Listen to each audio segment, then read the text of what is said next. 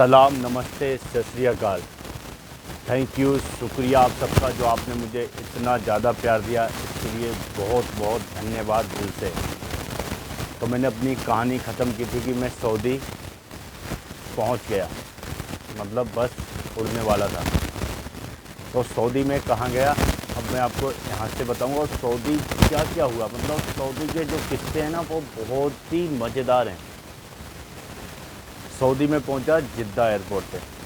जिद्दा में था हमारा काम, तो दुबई में पहले जा चुका था। तो जिद्दा एयरपोर्ट जब आप देखेंगे ना दुबई के बाद, तो बहुत ही छोटा लगता है, आपको इतना मज़ा नहीं आता है। तो कुछ था नहीं हमारे लिए नया देखने वाला। तो वहाँ बंदा हमको आया था लेने के लिए, वो हमको गाड़ी में बिठा के ले गया जहाँ सारा स्टाफ रहता था कंपनी का। वहीं उसने हमें पहुँच दिया जाके, और हमारे पासपोर्ट ले लिए और 250-250 रियाल हमको दे दिए। बोले अपने खाने पीने का राशन ले लो। और वहाँ एमडी के घर के बाजू में बिल्कुल हमारे रहने का सिस्टम था। एक बहुत बड़ा ग्राउंड था, और ग्राउंड में जो रेडीमेड घर होते हैं मैं पहली बार देखा। मतलब यहाँ से उठा के यहाँ रख लो, वहाँ से उठा के वहाँ रख लो, वो वाले घर थे। लेकिन अंदर से काफ़ी अच्छे थे। एक रूम में 2 लोगों का रहने का इंतज़ाम था, 2 बेड पड़े थे, 2 अलमारी रखी थी, एसी लगी थी, सब कुछ था।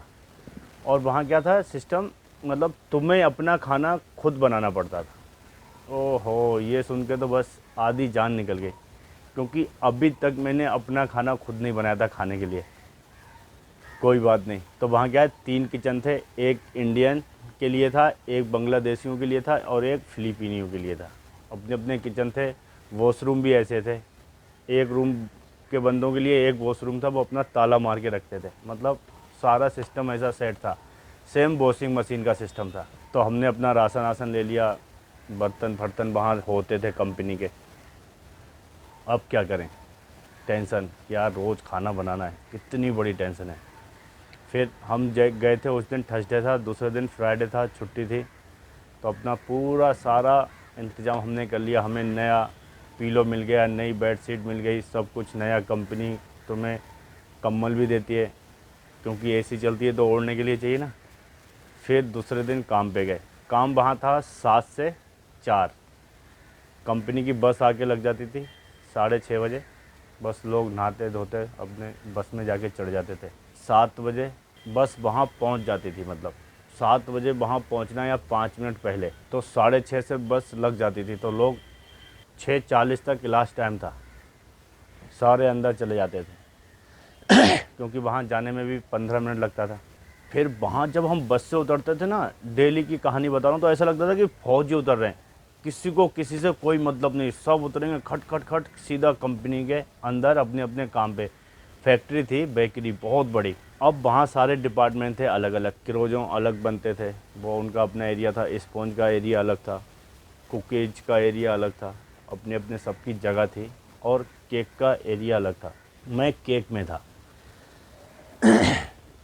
और मेरे साथ 7 फिलिपीनी थे। और फिलिपीनी को टक्कर देना काम में, ये बहुत बड़ा चैलेंज था मेरे लिए।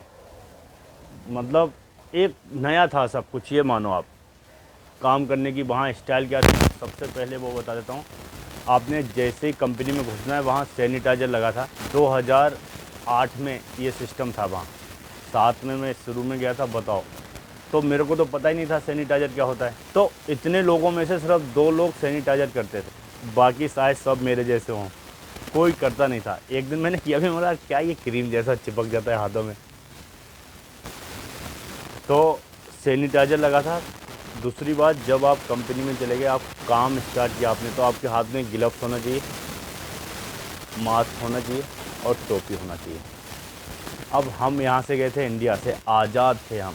हमने ऐसा कुछ भी नहीं किया था कि ग्लव्स पहन के काम करना, केक बनाना, या मास्क पहन के, या टोपी पहनते थे हमेशा। टोपी बिना किचन में नहीं घुसते थे। अब तो मतलब ग्लव्स तो मुसीबत लगे, पसीना आ जाए, कोई बात नहीं, काम तो करना ही था। स्टार्ट किया काम। और वहाँ सबसे अच्छी बात क्या थी कि तुम्हें क्या करना है आज, तुम्हें एक दिन पहले पता होता था। मतलब वहाँ क्या था, जैसे एक चार्ट आती थी, पूरा लिख के आता था एक पेपर में कि आज आलम ने ये बनाना है, इसने ये बनाना है, उसने ये बनाना है, मतलब सबके नाम के आगे लिखा होता था कि इस दिन मैंने ये चीज़ बनानी है और इतनी बनानी है बस। वो बनाने के बाद चाहे तुम सो बैठो, किसी को कोई मतलब नहीं था तुमसे।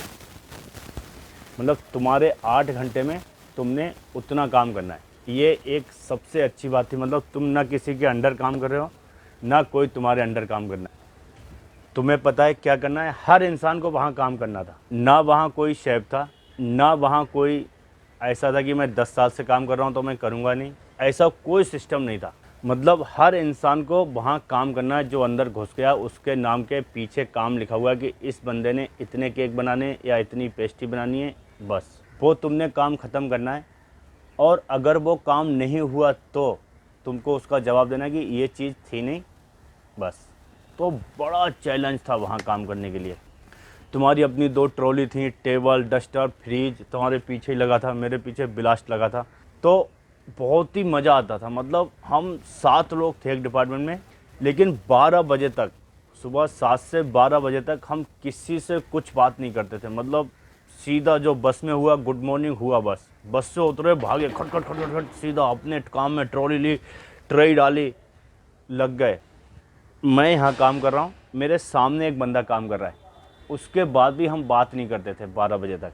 मतलब ऐसा एक कंपटीशन था एक दूसरे के लिए।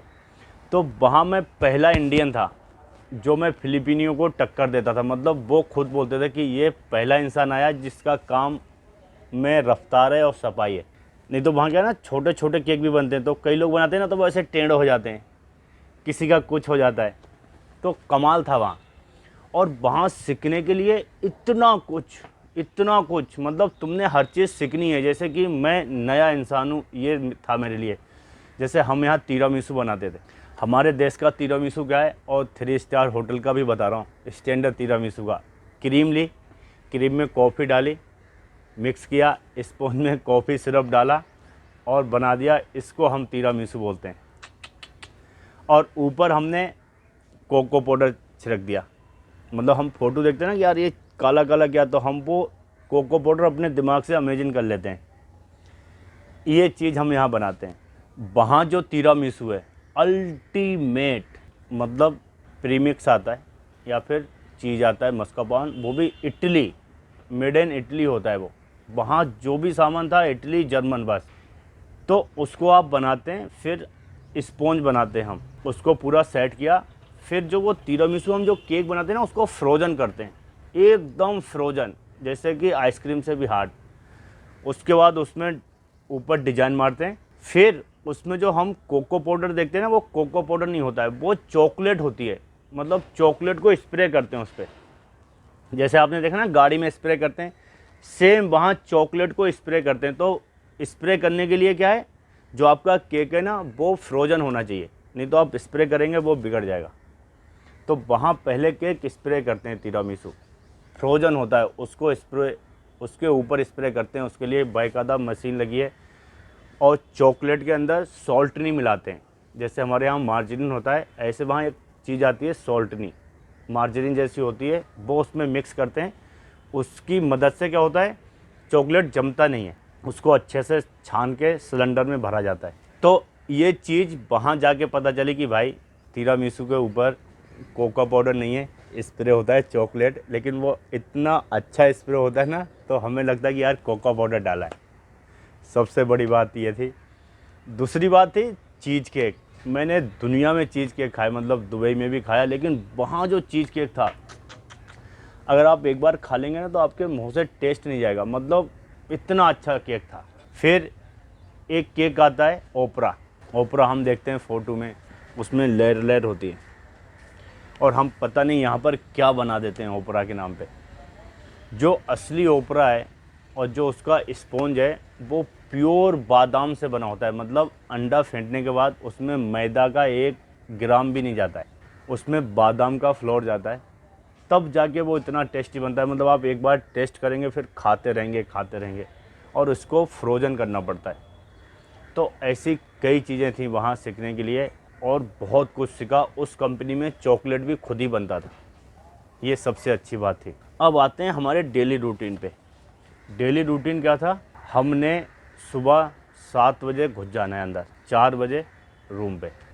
3:30 बजे तक हमारा काम ख़त्म हो जाता था। हम सफाई वफाई कर लेते थे, धुलाई भी अपने आप ही करना है वहाँ, सब कुछ अपने आप करना है। मतलब आपकी टेबल आपने साफ़ करना है, आपने जो फ्रिज यूज़ किया वो आपने साफ़ करना है, अपना डस्टर भी आपने धोना है, उसको सुखाना है। और नीचे हम 7 लोग थे, अपना एरिया था हमारा, उसको हम आपस में सफाई करते थे मिल के। कोई कचरा फेंकने चला गया, ये सब था। और मैंने वहाँ झंडे गाड़ दिए थे अपने नाम के कि यार आलम है जो मतलब काम करता है, इंडिया से ये बंदा आया, मतलब कमाल।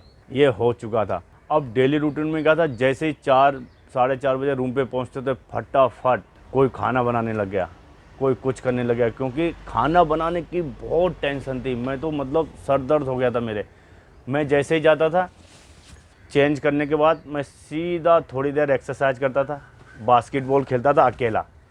वो मेरे लिए खेल नहीं था, मुझे ना उसके रूल पता हैं, सिर्फ मैं अपने एक्सरसाइज करने के लिए बास्केटबॉल खेलता था कम से कम आधा घंटा। फिर थोड़ी सी डिप्स मारी, उसके बाद अपना खाना बनाया। खाना बनाने के बाद नहाया, खाना खाया, फिर टीवी देखी। अपनी सबकी पर्सनल टीवी थी, मैंने भी छोटी टीवी ले रखी थी, डीवीडी के साथ जो ऐसे फोल्ड वाली नहीं होती है, वो मेरे पास थी। और अपना डिश लगा रखा था, एशिया सेट और अरब सेट। बस ये देखा, फिर सो गए, फिर सुबह उठे, नहाए धोए, गए। अब खाने की इतनी टेंशन कि थर्सडे को हमने पूरा राशन 1 हफ्ते का भर लेना है। मैं तो 5-6 मुर्गे ले आता था साथ, फिर उसको काटता था, फिर उसके पोर्शन बनाता था कि आज मैंने इतना मुर्गा बनाना है, डेली का गिन के पोर्शन बना लिए। थैली को फाड़ के और उसमें बांध के मैं डिब में रख देता था कि भाई ये मेरा हो गया पूरा 1 हफ्ता या 10 दिन का। रोज़ चिकन, सुबह चिकन, शाम चिकन, और क्या खाना है। फिर वो बनाने के बाद तुमने सुबह टिफ़िन में भी भर के ले जाना है। तो यार रात में खाना खा के बचता था, उस हिसाब से बनाते थे। तो एक टिफ़िन में चिकन, दूसरे में चावल भर के सारे लोग टिफ़िन लेके जाते थे। ऐसा लगता था कि यार हम कारपेंटर हैं, टिफ़िन लेके जा रहे हैं। मतलब ऐसा कभी किया नहीं था, इतना दुख था। कभी कभी क्या होता था, अब बताता हूँ असली बात, कि मतलब काम में इतने बिजी होते थे, कंपटीशन था काम का, क्योंकि फिलिपीनी बहुत फास्ट होते हैं, क्यों झूठ बोलना, मतलब उनमें भी एक स्पीड है बहुत ज़्यादा। और वो अपने लेवल पे समझते नहीं किसी को। वो तो पता नहीं मेरी किस्मत अच्छी थी जो उन्होंने मेरी तारीफ़ की, या मेरा काम अच्छा था।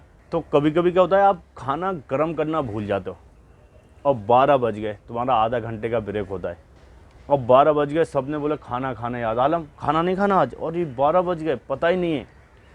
अब वो टिफ़िन लेके गए और चावल ठंडे। कई बार तो मैं ऐसे जब डालता था और चावल ठंडे हो जाते तो मेरे आंखों से आंसू टपकने लगते थे कि यार खुर्शीद आलम तू क्या था, तू सुबह के चावल शाम को नहीं खाता था। होटल इंडस्ट्री में आने के बाद कई बार ऐसा हुआ है, मैं सोचता था सुबह के चावल हैं 6 घंटे हो गए, अब ये तो मैं खाऊंगा नहीं, इनमें बैक्टीरिया आ जाते हैं। मतलब ऐसा हमको सिखाया था होटल में। मैं दुबई में था तो रोटी बनी हुई रखी हुई नहीं खाता था। मतलब मैं सोचता था मेरे लिए तुम अभी फ्रेश रोटी बनाओ फुल्का एक एक। अब वहाँ जाके मैं ठंडे चावल खाता था तो मैं रोने लगता था। मैं बोलता था यार क्या दिन आ गए। मतलब ऐसे मैं बहुत रोता था कि मतलब या तो मेरी गलती है, मैंने जो खाने की हिल सेट की उसकी वजह से मुझे ये पनिशमेंट मिला है, या फिर यार मैं क्या खा रहा हूँ। मतलब इतना दुखी की बात थी ना वो, इतने दुख की बात बता नहीं सकता। कोई बात नहीं, ऐसे करके 3 महीने निकल गए। अब मुझे उम्रा करने भी जाना था, मेरा इकामा बन गया था। इकामा बन गया, फिर हमने बोला अब उम्रा करने जाएंगे। यार आए इसलिए थे अब यहाँ पर 3 महीने के बाद जा सकते हो, उससे पहले नहीं, क्योंकि तुम्हारा इकामा बनता है, उसको वर्क परमिट को इकामा बोलते हैं। अब मैं पहली बार उम्रा करने गया। ये दुनिया का सबसे बड़ा काम था अभी तक का। मतलब खुर्शीद आलम 24-25 साल की उम्र में उम्रा करने गया। तो जब आप उम्रा करने जाते हो ना, और जैसे ही काबे के अंदर आप एंटर होते हो और आप काबे को देखते हो, तो ऐटोमेटिक कुदरती तुम्हारे आंसू ऐसे बहने लगते हैं ना, मतलब मैं बता नहीं सकता, ये सच्चाई है। मतलब अपने आप ही डर लगता है तुम्हें, तुम्हारा ना कांपने लगता हो कि यार कहाँ आ गए। मतलब जो चीज़ बचपन से हमने सुनी थी, काबा काबा काबा, खाने काबा, इतनी स्टोरी काबे के बारे में बचपन में तकरीरों में, मस्जिदों में, मीलादों में, घर वालों से, कि काबे में ऐसा है, ये है, संग अस्बत है। और अचानक से वो चीज़ तुम्हारे सामने होती है और तुम उस पर बिलीव नहीं करते हो। मतलब हमारा तो सपना ही नहीं था कि हम अभी हज करने जाएंगे, और अल्लाह ताला ने हमें वो करा दिया, काबा दिखा दिया। तो तुम ऑटोमेटिक इतना रोना आता है ना तुम्हें जिसकी कोई हद नहीं। फिर हमने उम्रा किया, सब कुछ देखा। फिर तो मैंने इतनी बार उम्रा किया, मतलब 2 साल में मैंने कम से कम 7-8 बार उम्रा किया। काबे की गली गली घूमा मैं। कभी हम क्या करते थे, थर्सडे को ही चले जाते थे वहाँ, रात भर वहीं रहना, जुमे की नमाज़ पढ़ के फिर आना। बड़ौदा में क्या हो रहा था वो बता दूँ। मेरे घर वाले नए घर में शिफ्ट हो गए थे, अब यहाँ भी चीज़ें अच्छी होने लगी थी, और भाई ने भट्टा भी लगा लिया था, वो भी वहाँ जाने लगा था, रिक्शा छोड़ दिया था। 2 अच्छे काम हो गए। फिर मेरे भाई का बेटा भी हुआ था, ये भी बहुत खुशी की बात हो गई। फिर भाई ने मुझसे पूछा छोटे ने कि मम्मी को हज करा देते हैं। मैं बोला ठीक है। तो हमने अपनी मम्मी के लिए हज का फॉर्म भर दिया और उनका हो भी गया। अब मैं अभी सऊदी में ही हूँ और मम्मी और मेरे नाना दोनों हज करने आए, और यहाँ से मैंने भी फॉर्म भर दिया हज के लिए। अब मैं भी हज करने गया। नसीब देखो मेरा और मेरी मम्मी का भी, कि हमने माँ बेटे और मेरे नाना ने, मतलब मैंने अपनी माँ के साथ और उन्होंने अपने फादर के साथ हज किया। तो ये चीज़ें अल्लाह ताला कराता है आपसे। मतलब मेरे फादर के एक्सपायर होने के बाद मेरी मम्मी ने सपने में भी नहीं सोचा होगा कि मैं हज करूँगी, ना मैंने सोचा था कि मैं हज करूँगा या अपनी मम्मी के साथ हज करूँगा। लेकिन अल्लाह का कुदरत देखो, हमारे पूरे ख़ानदान में, औरतों में, आदमियों में नहीं बोल रहा हूँ क्योंकि मेरे दादा 4 बार हज को गए थे, औरतों में हमारी मम्मी ने सबसे पहले हज किया, अपने लेवल वाली औरतों में। मतलब ये सबसे बड़ी बात थी ना। उस पूरे ख़ानदान वालों ने, किसी ने सोचा था कि अनीसा हज करने जाएगी, लेकिन अल्लाह के आगे किसकी चलती है। अल्लाह ताला ने मेरी मम्मी को हज करा दिया, अब मैं वहीं था। फिर ये तो बहुत ही खुशी की बात थी। मतलब मैंने भी हज किया, मतलब मैं हाजी खुर्शीद आलम हूँ, हज किया है मैंने। और मैंने दुनिया में जितनी चीज़ें की हैं उनमें जो सबसे ज़्यादा मेहनत लगती है ना, वो हज करने में लगती है। बहुत मेहनत का काम है। कई लोग 60 साल में जाते हैं हज करने, तो मैं उनसे दुआ करता हूँ कि अल्लाह ताला इनका हज कबूल फरमा ले, क्योंकि नीयत के ऊपर भी है ये। तो बहुत मेहनत लगती है, मतलब दब जाता है इंसान, भीड़ इतनी होती है ना। फिर मम्मी आ गई हज से, मैं वहीं था, फिर मैं काम करने लगा। हमारी गाड़ी ऐसे ही चल रही थी, बढ़िया। बहुत कुछ सीखने को वहाँ मिला, एक से एक आइटम। और यहाँ घर में भी सब कुछ सेट हो गया था। फिर क्या हुआ, वहाँ पर ना औरतों को परमिशन दे दी सरकार ने काम करने की, अरबी औरतों को। मतलब हर कंपनी में कुछ % अरबी औरतें काम करेंगी। अब एक दिन का हुआ, हम ड्यूटी में गए तो इतनी सारी औरतें फैक्ट्री में, हम तो घबरा गए, यार ये क्या हो गया। हमारे केक डिपार्टमेंट में 6, उधर 7, ऐसे ऐसे हो गया। ओहो, टेंशन आ गई। मतलब कोई बात नहीं, अपने को तो अरबी आती नहीं थी। सब लोग ऐसे ही करने लगे, काम होने लगा, उन्हें बताने लगे। फिर कुछ औरतें कम हो गई, लड़की कुछ कम हो गई, कुछ को रख लिया। फिर 3-4 दिन बाद एक लड़की आई सुपरवाइज़र। अब जो मैनेजर थी वो भी लेडीज़ आ गई। 3-4 दिन बाद एक लेडीज़ आई सुपरवाइज़र। और उस दिन क्या था, केएसटी में बंदा नहीं था, तो उसको मैनेजर ने बोला होगा कि जा सबको बोल दे कि अपने अपने बर्तन खुद धोएंगे। उसने सबको बोला, सबने बोला ओके ओके। मेरे पास आई कि बोले आलम इनता खुद ही मतलब बर्तन धोना है। मुझसे बोला यू अंडरस्टैंड। मैंने उसे पूछा तू अब्दुल्ला है, मतलब अरबी में बोला इंती अब्दुल्ला, मतलब अब्दुल्ला हमारे एमडी का नाम था। अब वो गई मैनेजर के पास, मैनेजर ने बोला हाँ तूने सबको बोल दिया। सबने क्या बोला, उसने बोला, सबने बोला ओके ओके। आलम ने बोला इंती अब्दुल्ला। कोई बात नहीं। दूसरे दिन अब्दुल्ला आ गया, मैं केक बना रहा था। मैंने बोला अस्सलाम वालेकुम, उसने बोला वालेकुम अस्सलाम। बोले आलम सी अब्दुल्ला। मैंने गर्दन घुमाई, मैंने हल्की सी स्मेल दी ऐसे। मैं बोला ओके। अब तो वो रुका ही नहीं, मेरे हंसने के बाद ऐसे भागा जैसे गधे के सर से सींग गायब होते हैं तुरंत। मैं बोला ओके। फिर वो मेरे पास आई, बोली सॉरी आलम, मैंने कोई गलती नहीं है। मैं बोला कोई बात नहीं, मैंने कुछ बोला तो उससे। ऐसे ही काम चलने लगा। मतलब कमाल था वहाँ काम। सबसे बड़ी बात थी कि वहाँ टेंशन नहीं थी। फिर मेरा टाइम होने लगा, मैंने बोला सर मैंने कैंसिल करके जाना है। मैंने मैनेजर को बता दिया। फिर अब्दुल्ला आया थोड़े दिन बाद, बोला Alam what your problem, why you like to go. मैं बोला बस सर ऐसे ही, I like to go India in cancer. बोले no, I like your work, I'll give you too much benefit. I'll give you any 1 year vacation you go any 1 year India और I really like your work. मैं बोला thank you sir, but I don't want to work here, I like to go India. बस हो गई हमारी बात, मैं आ गया इंडिया। इंडिया आए तो नए घर में 2009 में इंडिया आ गया, मतलब सितंबर या अक्टूबर ऐसे चल रहा था। और यहाँ क्या किया था, मेरे भाई ने रेस्टोरेंट भी खोल लिया था और मेरे दोस्त सुमित के साथ, वो मेरे साथ में लखनऊ में काम करता था। अब वो यहाँ बड़ौदा में रिवाइवल होटल में था, तो दोनों ने प्लानिंग करके एक रेस्टोरेंट खोल लिया और नौकरी उसने वहाँ से छोड़ दी। मुझसे पूछा था तो मैं बोला खोल लो। मैं अहमदाबाद आया था, अहमदाबाद से मैं जब आया घर तो मैं कहीं गया नहीं, रमज़ान चल रहे थे। फिर दूसरे दिन भी मैं गया नहीं। तीसरे दिन भाई ने बोला चल रेस्टोरेंट तो देख ले, चलता नहीं है, परेशान हो गए हैं। सुमित का भी फ़ोन आया, बोले शेफ़ मैं तो इतना परेशान हो गया हूँ। वो मुझे हमेशा शेफ़ बोलता है और उसकी बीबी भी मुझे शेफ़ ही बोलती थी, क्योंकि उसने मेरे अंडर में ट्रेनिंग की थी। तो वो बहुत दुखी। फिर मैंने उसे 50,000 रुपये दिए। मैं बोला ये ले, घर खर्चा चला, इन्जॉय कर, टेंशन मत ले, धीरे धीरे करके दे देना। हम मतलब रूम पार्टनर भी थे और अच्छे दोस्त थे। सीनियर जूनियर तो थे ही, लेकिन कभी कभी जूनियर भी तुम्हारे दोस्त बन जाते हैं। तो उसको दिए, वो करने लगा। फिर मैं रेस्टोरेंट में गया, मैंने रेस्टोरेंट देखा, ओहो, एक दुकान में उन्होंने रेस्टोरेंट बनाया था और कांच लगा, टेबल पे कांच के गिलास, सामने कंप्यूटर। मतलब गरीब आदमी उसमें घुसने से डरे और अमीर आदमी घुसेगा नहीं, क्योंकि अमीर आदमी वो इसमें क्यों घुसेगा।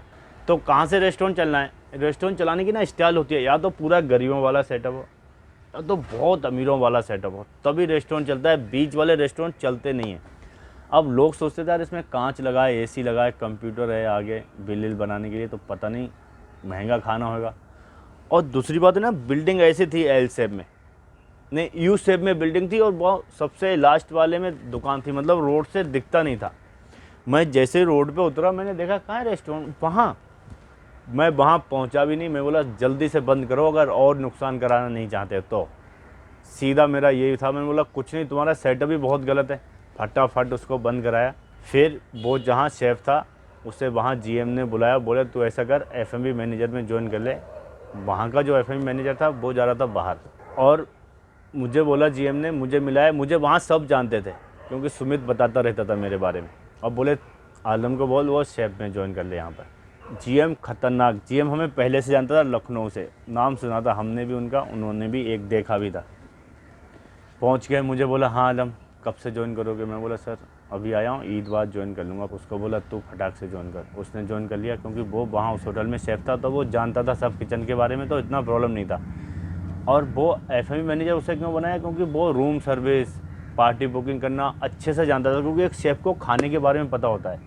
आप पार्टी बुक करने आए तो मैं आपको ज़्यादा अच्छे से अप्रोच कर सकता हूँ कि सर ये नहीं ये लो, और कंपनी को भी उससे फ़ायदा होता है। मैं कंपनी के बारे में भी अच्छा कर सकता हूँ, क्योंकि मुझे पता है किस चीज़ में कितनी कॉस्टिंग लगनी है। तो जब शेफ़ जीएम बनता है ना या एफएमबी मैनेजर, तो कंपनी को बहुत ज़्यादा बेनिफिट होता है। अब मैंने भी ज्वाइन कर लिया। मैं तो एकदम मतलब सूखा था, एकदम फिट था मतलब।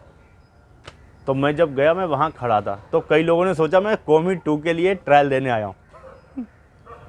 फिर सुमित आया तो जीएम ने मुझे बुलाया। जीएम ने बोला ऐसा है, तुझे सूस शेफ़ की पोस्ट दूंगा, एग्जीक्यूटिव सूस शेफ़। 6 महीना तू इस किचन को चला, 6 महीने बाद तुझे अपॉइंटमेंट लेटर मिल जाएगा दूसरा एग्जीक्यूटिव शेफ़ का। तो मेरी एक ही शर्त थी कि सर कोई बात नहीं, लेकिन मुझे जो विजिटिंग कार्ड है उसमें एग्जीक्यूटिव शेफ़ चाहिए। जीएम ये मान गया, स्टार्ट हुआ। अब मैं आपको अगली स्टोरी में बताऊंगा कि एग्जीक्यूटिव शेफ़ बनने के बाद क्या हुआ मेरे साथ, और उसके बाद मेरा डिमोशन भी हुआ। तो मिलते हैं अगली स्टोरी में, तब तक के लिए